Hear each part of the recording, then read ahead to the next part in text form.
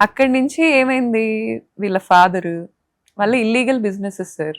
ఇప్పుడు ఇంత జరిగాక ఏదో క్లోజ్ చేసి పాతాళంలో నేను పెట్టలేను. వాళ్ళకున్న బిజినెస్లు ఇల్లీగల్. ఏంటి బిజినెస్ అవి? వాళ్ళది పశువుల సంత ఉంటుంది మ్మ్. హనుమాన్ జంక్షన్ లో. మ్మ్. సో అదొక illegal business. Hmm.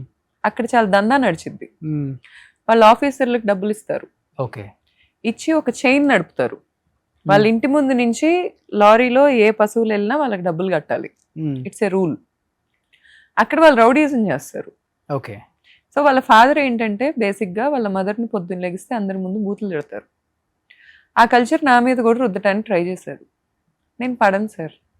I'm very clear first నుంచి. అసలు అతనికి నేను పరిచయం అయిన రోజే నేను ఎంత ఇండిపెండెంట్ భావాలు ఉన్న వ్యక్తినో అతనికి. రౌడీజం చేస్తే అక్కడ పొలిటీషియన్ సపోర్ట్ ఉందా వాళ్ళకి? పొలిటీషియన్ సపోర్ట్ లేకుండా ఎలా చేస్తారు సార్? ఆ. ఏ ఇప్పటికి పొలిటీషియన్ నడుస్తుందా సపోర్ట్ అది? ఉందో నాకు తెలియదు. ఇప్పటికి ఆ దందా నడుస్తుందా? నడుస్తుంది. ఆ. ఎక్కడ విజయవాడలోనా? హనుమాన్ జంక్షన్ లో బాపులపాడు వాళ్ళ ఊరు. ఆ. సంత నెలకి 40 లక్షలు ఇన్కమ్ ఉంటుంది వాళ్ళకి.